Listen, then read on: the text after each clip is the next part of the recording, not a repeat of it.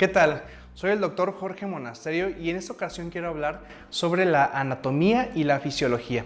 Porque es importante saber cómo estamos constituidos, cómo estamos formados nuestros organismos para poder conocerlos y también saber cómo funciona de forma normal y cómo detectar cuando algo está normal y se produce finalmente la enfermedad.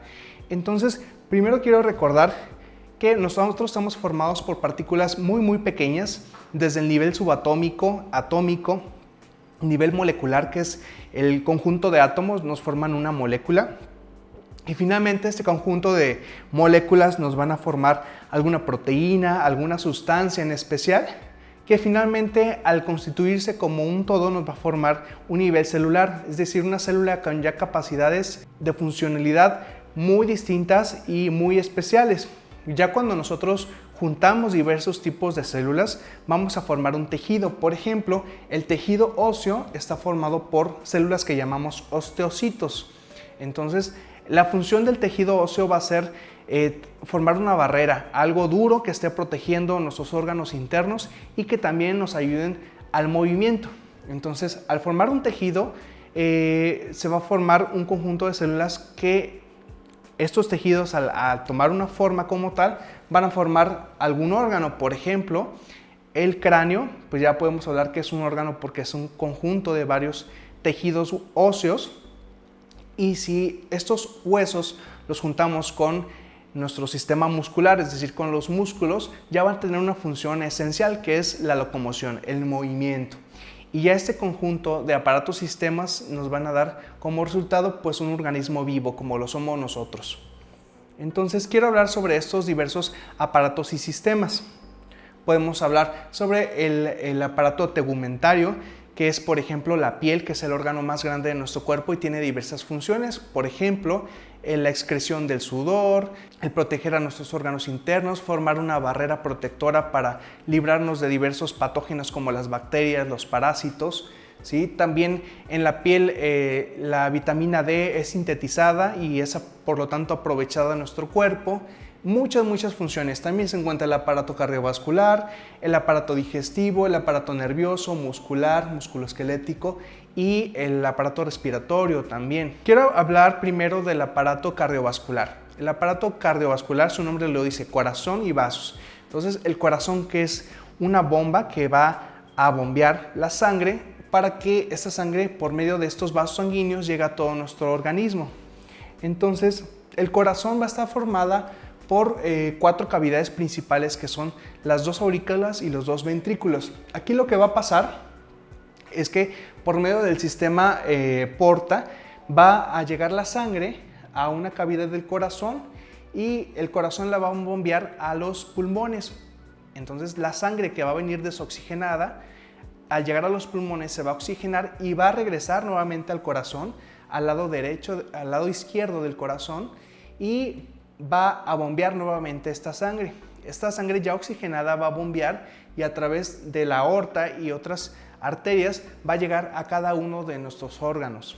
Entonces, el corazón está constituido principalmente por un sistema muscular, es decir, el corazón es un músculo, por lo tanto tiene cierta contractilidad, se contrae y de forma constante, tiene un automatismo.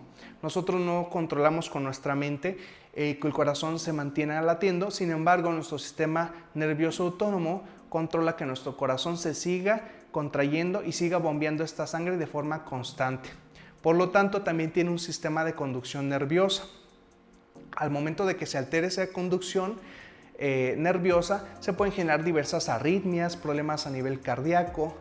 El corazón también está constituido por vasos sanguíneos que lo irrigan y que hacen que el corazón se mantenga nutrido, y esas arterias se pueden tapar y generar, por ejemplo, un infarto cardíaco. Entonces, el corazón es un órgano esencial y es uno también de los que más se suelen enfermar, sobre todo con la edad avanzada y con las enfermedades crónicas como la presión alta, la diabetes o el descontrol en las grasas en nuestra sangre, también lo podemos dañar. Después se encuentran ya nuestros vasos sanguíneos, que son las arterias, que son las que llevan la sangre a nuestros organismos.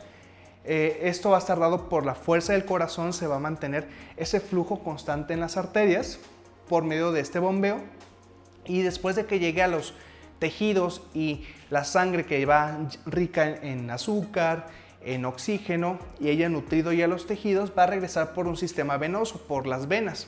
Las venas generalmente son más gruesas y también están constituidas por un sistema de válvulas, ¿sí? Por lo tanto, la sangre generalmente regresa de una forma más lenta nuevamente hacia nuestro corazón para ser nuevamente bombeado al pulmón, ser oxigenado, regresar al corazón y bombearse nuevamente a nuestro sistema, y así se va a repetir el ciclo.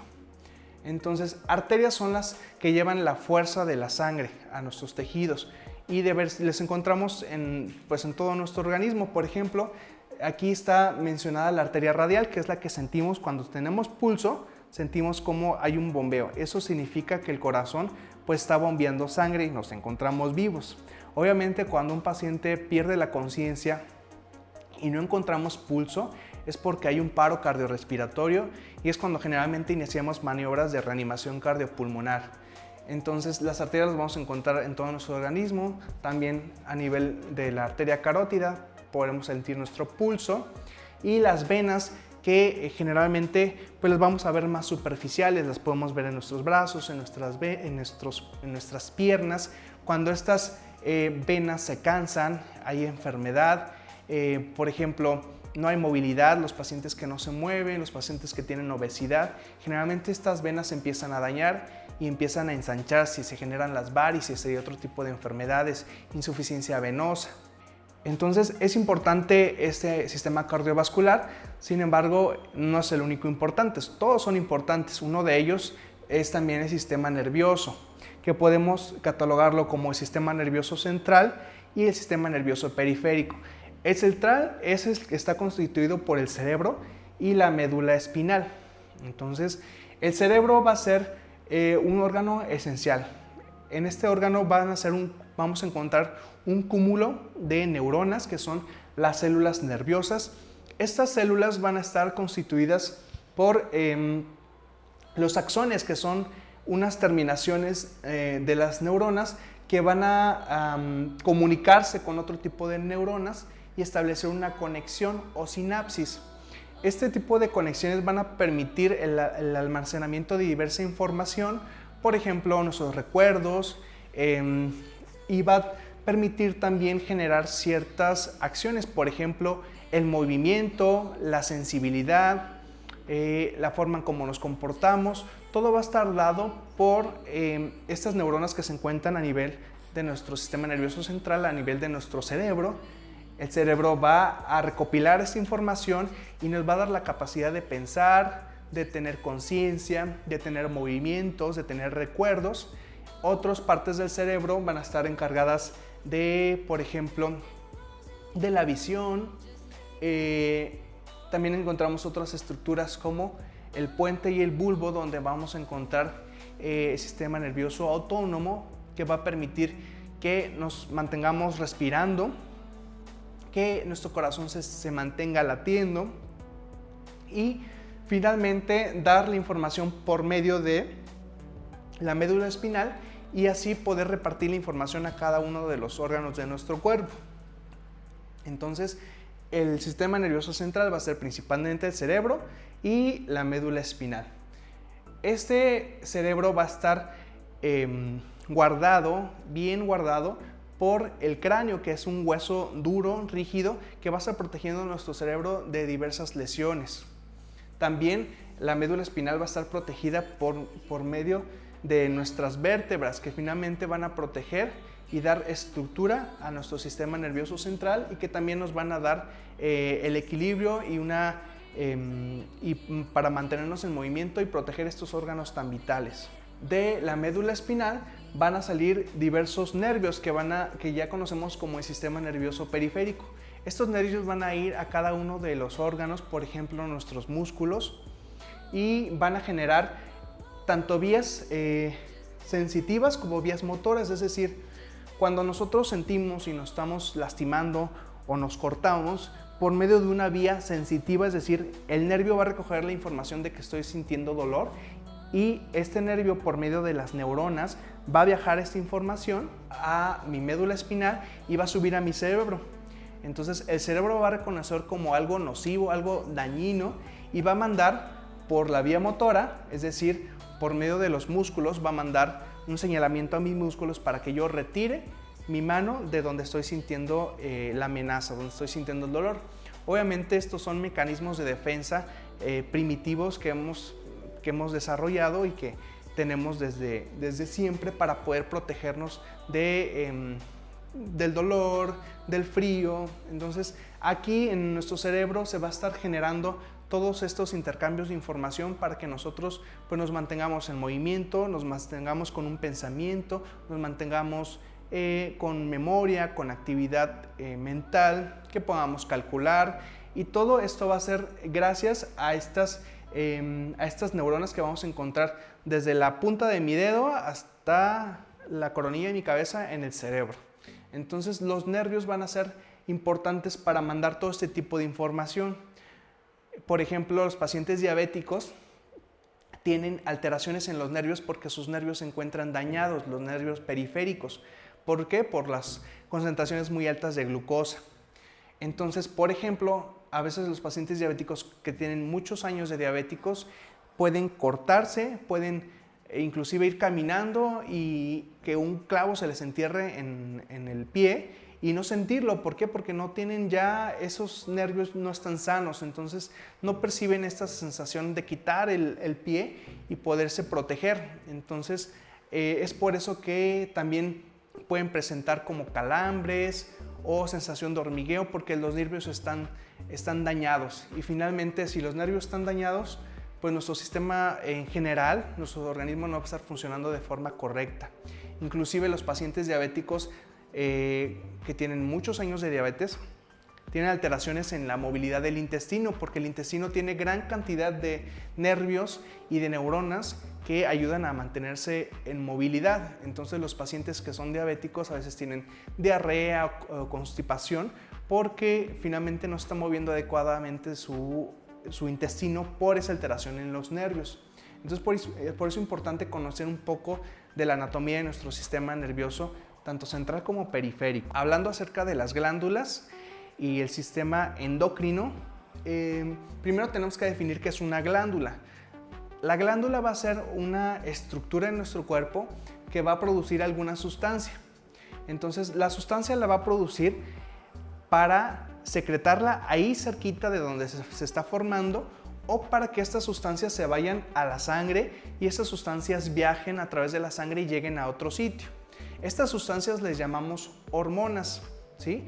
Entonces, por ejemplo, una glándula exócrina, por ejemplo, en el conducto páncreas hay glándulas endócrinas y exócrinas. Por lo tanto, el páncreas está generando una sustancia para poder degradar los carbohidratos cuando comemos. Entonces está el páncreas y está el intestino delgado.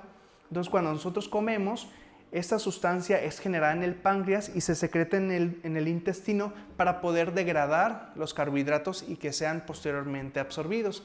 Entonces tiene una función exócrina, está generando sustancias en el páncreas para segregarse ahí cerquita de donde está el páncreas, es decir, todos estos jugos pancreáticos.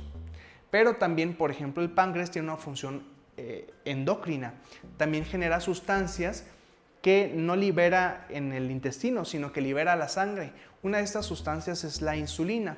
La insulina es una hormona que es requerida para introducir azúcar en la célula. Es decir, si no hay insulina, el azúcar se queda en la sangre y no penetra en la célula. Por lo tanto, la célula sufre porque no tiene glucosa, no tiene de dónde sacar energía, y la glucosa aumenta a niveles de la sangre y genera, por ejemplo, la enfermedad de la diabetes, ¿no? En caso de que no esté funcionando bien esta función del páncreas, que no esté generando de forma adecuada la insulina y no se esté aprovechando en nuestro organismo.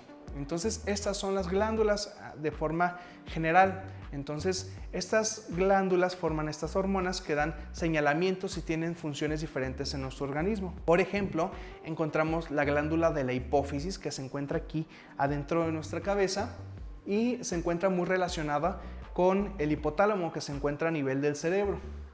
Entonces,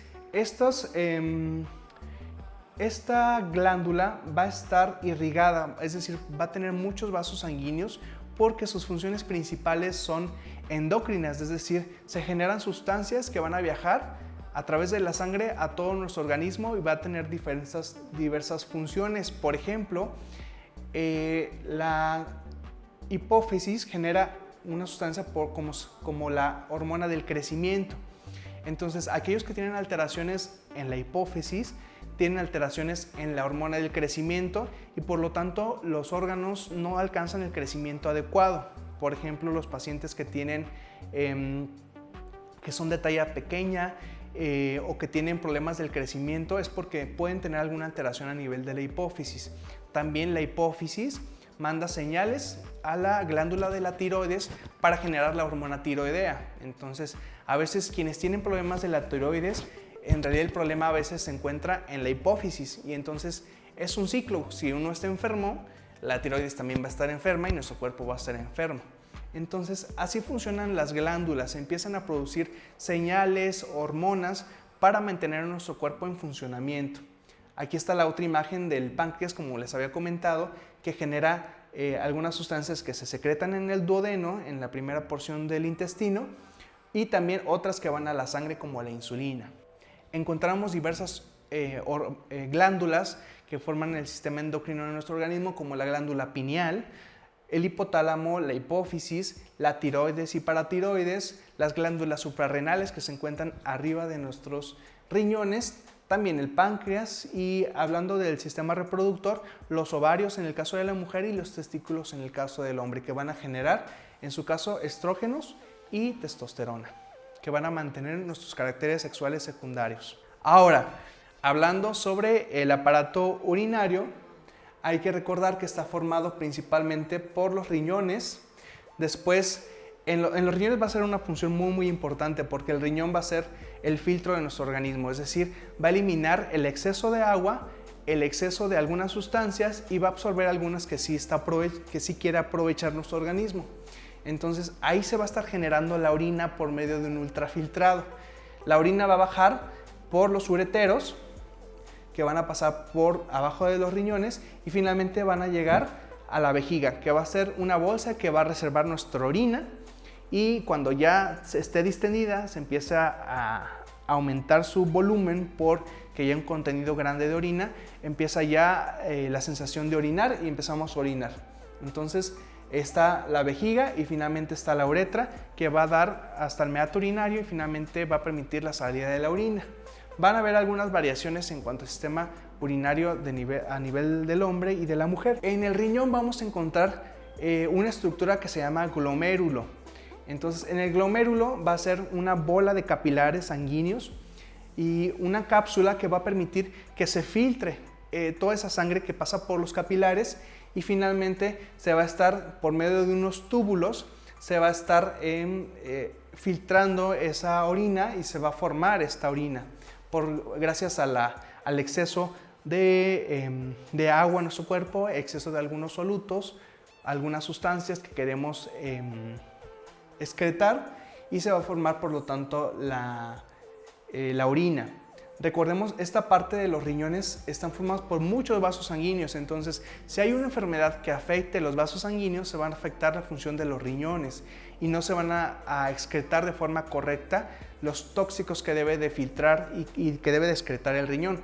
Por ejemplo, los pacientes que tienen diabetes o presión arterial descontrolada van a generar daño a nivel de estos vasos sanguíneos, por lo tanto el riñón se va a hacer chiquito y se va a hacer disfuncional. Entonces las sustancias no van a poder excretarse de forma adecuada.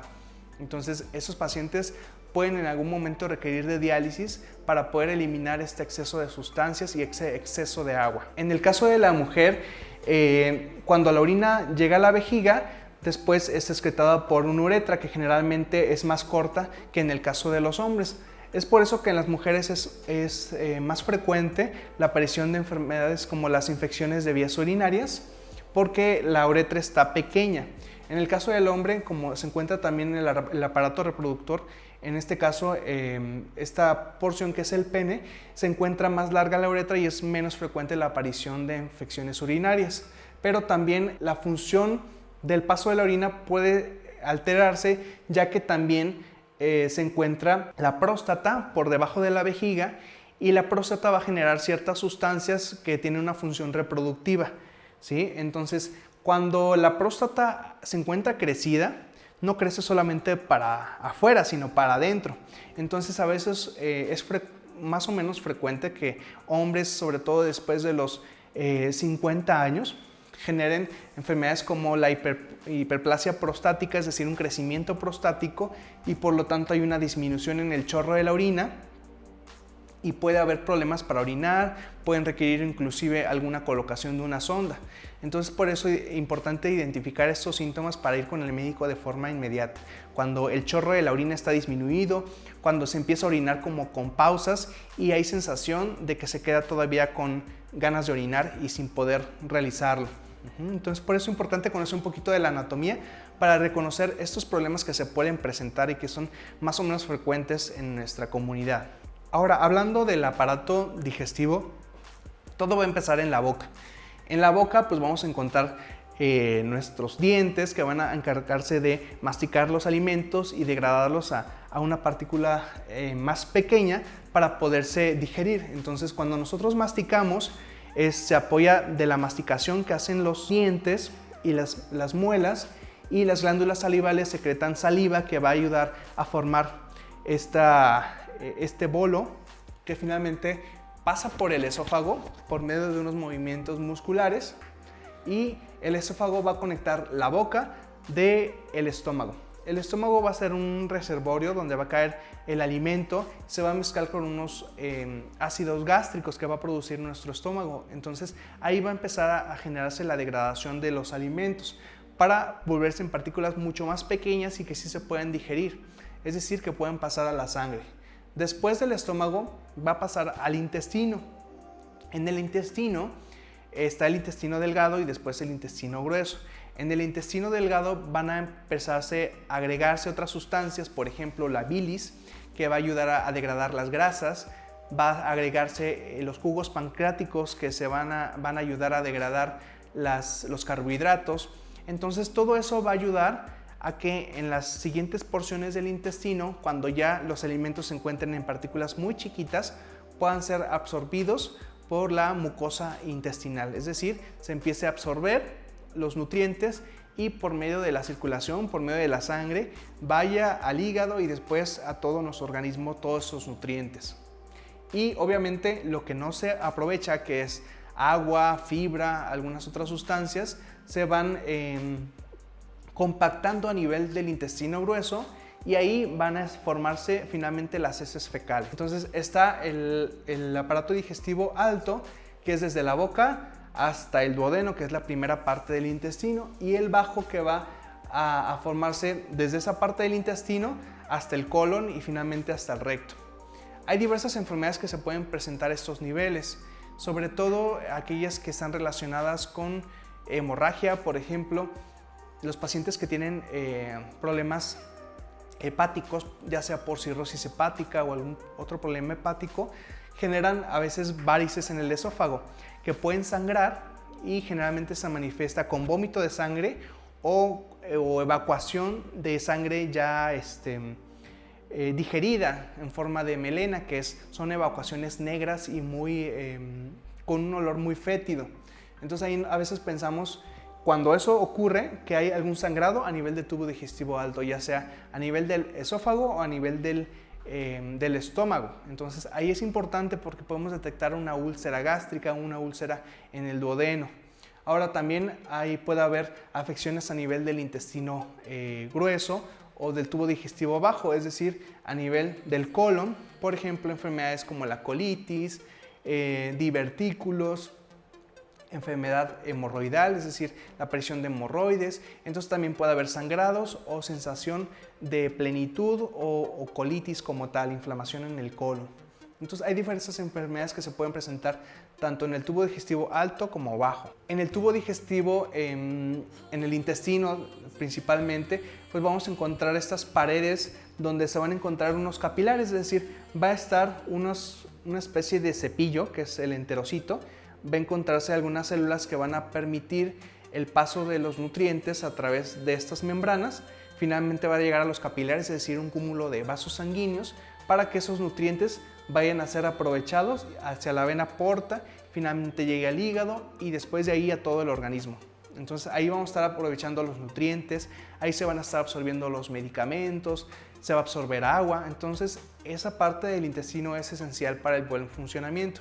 Hay quienes a veces tienen cáncer en el colon, cáncer en el intestino, o se sometieron a alguna cirugía para bajar de peso y hay partes importantes del intestino que se pierden y por lo tanto pueden tener un síndrome de mala absorción o un síndrome de intestino corto y tener problemas en la movilidad del intestino. Entonces es importante también saber que estas partes del intestino van a tener algunas bacterias que van a vivir ahí, pero que no nos van a ocasionar daño. Son bacterias que son necesarias para mantener nuestro intestino saludable. Y a veces cuando es frecuente que las personas se automediquen, por ejemplo con antibióticos que no requieren, entonces estos antibióticos pueden barrer con las bacterias buenas que tenemos en el intestino y dejarlo débil. Por lo tanto, venir alguna otra bacteria que sí es fuerte y que sí puede dañar nuestro organismo y permitir la entrada por medio de estas paredes del intestino que se encuentran debilitadas por haber dañado esa flora intestinal. Entonces es importante mantener hábitos saludables alimenticios para mantener nuestra flora intestinal y también evitar el consumo de algunos alimentos o también de algunos medicamentos que no ocupamos y siempre tener la confianza de decir a nuestro médico si tenemos alguna duda en el consumo de algún medicamento o algún alimento. Ahora, les comento que después de esta absorción de los nutrientes va a pasar por la vena porta y todo este sistema venoso al hígado y algunas sustancias van a ser aprovechadas ahí y otras van a ser enviadas al resto del organismo. En el hígado se van a estar formando proteínas, sustancias importantes como los factores de la coagulación, algunas hormonas, ¿sí? Y entonces también va a filtrar algunas sustancias y va a eliminar algunas sustancias tóxicas. Por lo tanto, es importante saber que el hígado pues, es esencial para el funcionamiento de nuestro organismo. Y finalmente, el hígado va a estar conectado después con el corazón, con el vaso, con diversos órganos. Por lo tanto, cuando se daña el hígado, vamos a ver que se ve afectado el esófago, el estómago, el corazón, los riñones, porque todos estos están intercomunicados. Aquí vamos a encontrar también la vesícula biliar. La vesícula biliar va a ser una bolsa donde se van a estar guardando los ácidos biliares que finalmente cuando nosotros comemos son lanzados a nivel del duodeno, o sea del intestino, para poder degradar las grasas. Entonces los ácidos biliares nos ayudan a degradar las grasas. Solo que también en la vesícula biliar es frecuente la formación de diversas calcificaciones, la formación de litos o piedritas dentro de la vesícula y a veces estas piedritas pueden pasar por la vesícula, inflamar la vesícula y causar una colecistitis, que es un dolor fuerte a nivel de la vesícula. Puede estar acompañado de fiebre, puede inflamarse tanto que se puede reventar la vesícula. Entonces es importante reconocer cuando hay dolores anormales en nuestro abdomen.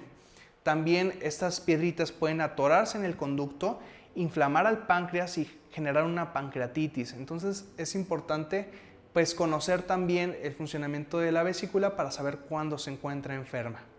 Hablando del aparato musculoesquelético, como su nombre lo dice, está formado por músculos y el esqueleto, que son los huesos. Entonces esto nos va a permitir tanto cuidar de los órganos internos como es el cerebro, cuidado por el cráneo, también la caja torácica, las vértebras y las costillas, cuidando el corazón y los pulmones, y también los huesos largos que nos van a permitir mantener una movilidad y una estabilidad en nuestra postura. Hay que recordar del hueso que va a tener cierta anatomía, es decir, los huesos largos, como por ejemplo un fémur, encuentra tejido subcondral, que es ese tejido que está en las terminaciones para formar una articulación. Por ejemplo, el fémur se encuentra en articulación con nuestra pelvis. Este tipo de hueso, como su superficie va a estar lisa, va a permitir un movimiento adecuado en nuestras articulaciones. Esto gracias a la forma que tiene la articulación y los músculos que nos van a estar permitiendo la movilidad, ¿sí? También vamos a encontrar tejido esponjoso, tejido compacto que le va a dar esa dureza a nuestros huesos para poder realizar actividades vigorosas, para poder mantener un peso. Y también se va a encontrar adentro médula ósea roja y amarilla. La amarilla va a ser una médula con grasita que va a permitir mantener nutrido y con fuerza a nuestro hueso, y también va a haber una médula roja.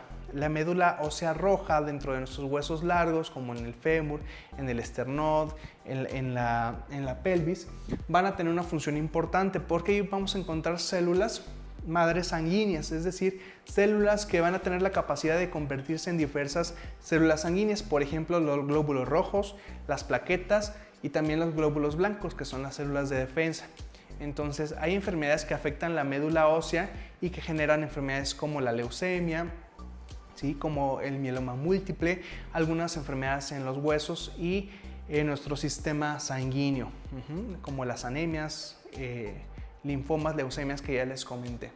Entonces el hueso no solamente tiene esa función de mantenernos con fuerza o haciendo algún movimiento, sino también la generación de la sangre. Hablamos de un aparato musculoesquelético porque no solamente hablamos de hueso y músculo por separado, sino que trabajan de una forma conjunta. Por ejemplo, en el hombro, pues encontramos la articulación del hombro y encontramos que los músculos se encuentran insertados en varias partes del hueso. Entonces, al músculo poder contraerse, estos músculos están conectados a los huesos por medio de los tendones, y al contraerse el músculo va a permitir que haga yo un movimiento. Entonces vamos a encontrar, por ejemplo, en los brazos, vamos a encontrar el músculo bíceps que va a estar conectado y nos va a permitir el flexionar nuestro brazo, y vamos a encontrar el bíceps que se encuentra por atrás, el tríceps, y nos va a permitir la extensión de nuestro brazo. Entonces, esta relación entre los músculos y los huesos van a permitir esta movilidad.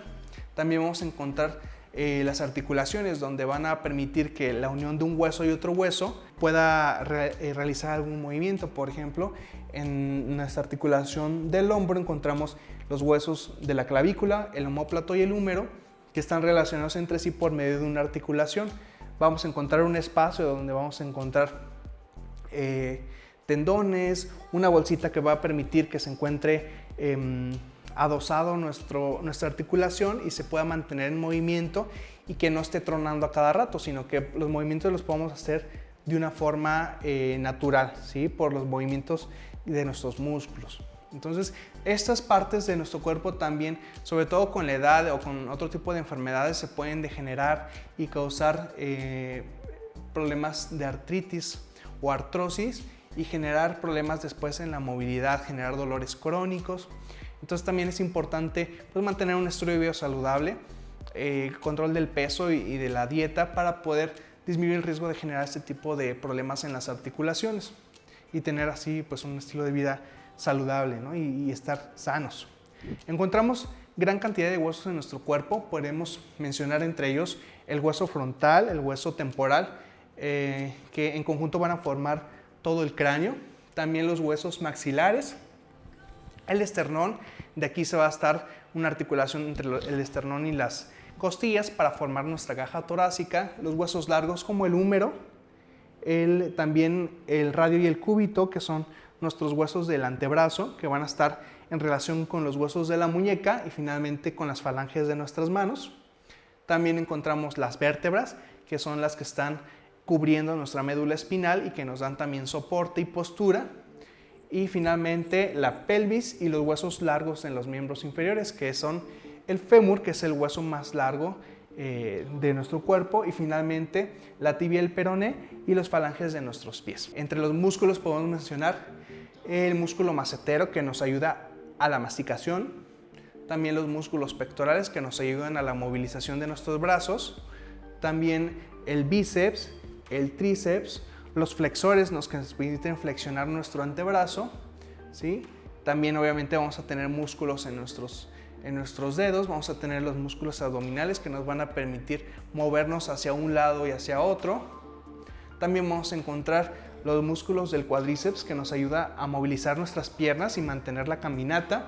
También los músculos tibiales, los aductores que nos permiten hacer estos movimientos hacia afuera de nuestros músculos. Y en la parte posterior encontramos el trapecio, el tríceps, los músculos dorsales que mantienen también nuestra postura, los glúteos, los isquiotibiales que van a conectar la pelvis con nuestra rodilla y finalmente los sóleos, que son aquí los chamorros. Entonces, aquí los músculos van a ser importantes porque van a generar la fuerza suficiente para mantener nuestro cuerpo en movimiento. Ya hablando sobre los aparatos reproductores, tanto masculino como femenino, quiero hablar primero del masculino. Vamos a encontrar también relacionado con el sistema endocrino, es decir, vamos a encontrar el testículo que va a tener estructuras que van a formar la testosterona, y también vamos a encontrar dentro del testículo unos túbulos donde se van a estar formando o donde se van a estar madurando los espermatozoides, que son las células de reproducción masculina. Entonces, para que haya una reproducción, estas células, los espermatozoides, van a tener que viajar al epidídimo, que es un conducto que va a almacenar todo eso, y finalmente por el conducto deferente va a subir, va a estar muy cerca de la vejiga y la próstata, y ahí se le van a estar agregando diversas sustancias para generar el semen, que es para poder generar pues también una gestación. Va a ser necesario estas sustancias para mantener los espermatozoides vivos, nutridos y que puedan viajar. Entonces, por ejemplo, en las vesículas seminales se van a formar líquido y sustancias. En la próstata también se van a generar sustancias para mantener nutridos a los espermatozoides, y finalmente van a viajar por medio de la uretra, que va a compartir esta función tanto de la secreción del semen como la secreción también de la orina. Entonces va a ser testículo, epidídimo, conducto deferente, finalmente se le va a agregar las sustancias de la vesícula seminal, de la vejiga, y finalmente va a salir por la uretra. Entonces el semen va a contener los espermatozoides que al juntarse con el óvulo va a poder haber una fecundación y por lo tanto pues la generación de una nueva vida. Hablando del aparato reproductor femenino, pues lo principal pues va a ser el útero, que va a ser una estructura muscular más o menos del tamaño de una manzana, y vamos a encontrar que va a tener a sus lados unas trompas de falopio, y finalmente el ovario, que es la glándula femenina que va a producir tanto los estrógenos, el progestágeno, y también ahí van a estar los óvulos en diversas etapas de maduración. Y el útero va a estar contenido y va a tener estas capas musculares, y finalmente en la parte inferior va a tener el cérvix, que es el cuello del útero, que va a sostener, si en el caso de que haya un embarazo, que pueda sostener el útero en una situación estable, y finalmente la vagina, que es el conducto por el cual va a salir también el contenido de la menstruación y va a permitir ser un receptáculo para el momento del acto sexual, poder haber esta fecundación al poder introducir pues, los espermatozoides por medio del semen en el acto sexual. Entonces, para que se genere obviamente una fecundación, pues vamos a requerir del espermatozoide y del óvulo, que va a ser excretado por el ovario, y finalmente a nivel de la trompa de falopio es generalmente donde se encuentra esta unión, esta fecundación del espermatozoide con el óvulo, y finalmente la multiplicación.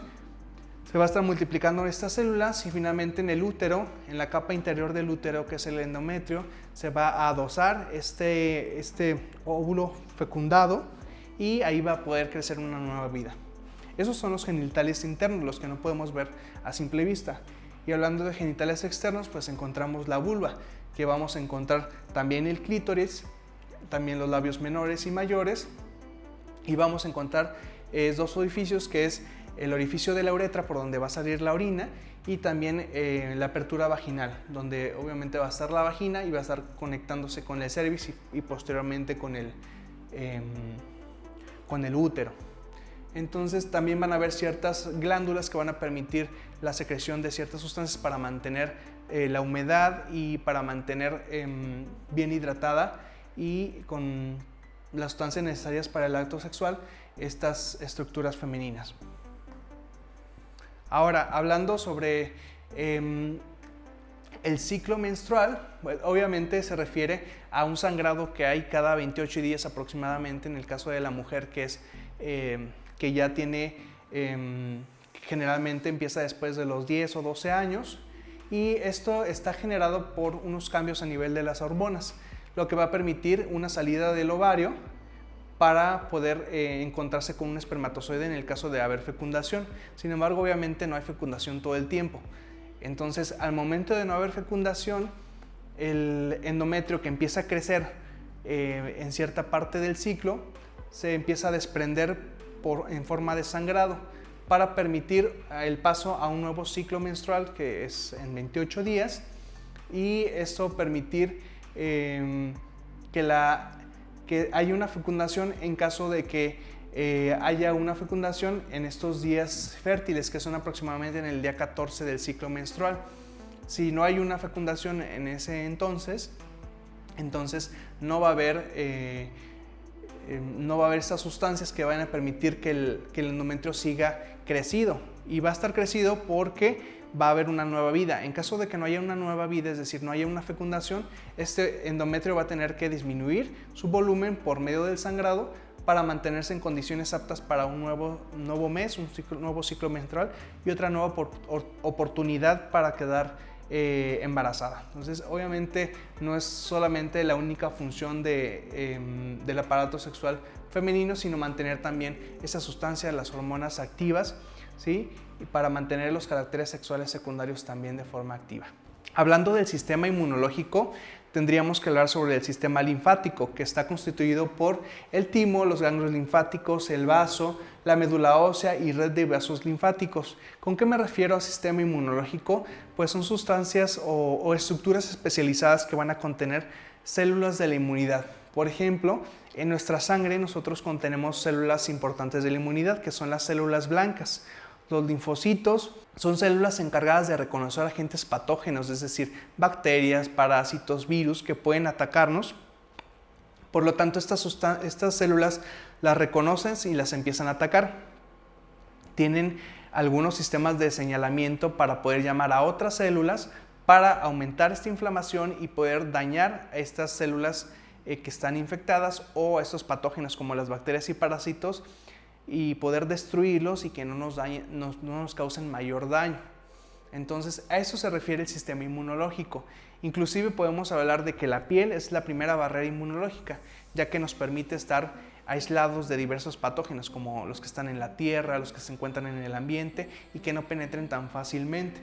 Sin embargo, no estamos exentos de presentar alguna enfermedad porque tenemos diversos orificios como la nariz, los ojos, la boca, donde cualquier sustancia dañina podría introducirse. Sin embargo, tenemos este sistema inmunológico que puede reconocer estas sustancias y atacarlas para mantenernos sanos y saludables. Como les comentaba, tenemos dos tipos de inmunidad, que es la inmunidad innata, es decir, con la que ya nacemos, y una inmunidad adaptativa, es decir, que se va generando con el tiempo, se adapta.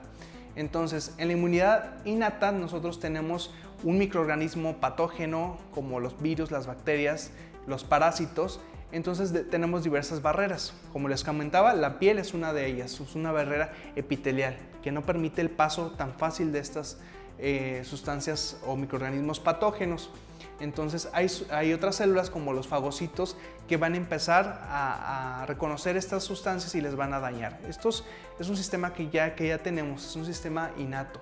También tenemos una inmunidad adaptativa, que es gracias a las células de defensa como los linfocitos. Los linfocitos son células que van a reconocer sustancias y por medio de anticuerpos las van a señalar para saber que son sustancias dañinas y que vengan otras células de la inflamación, células blancas, para que las reconocen y empiecen a atacar por medio de sustancias o por medio de la fagocitosis, que es que venga la célula blanca y ya que el microorganismo está señalado por los anticuerpos, pues pueda fagocitarla, es decir, lo pueda comer.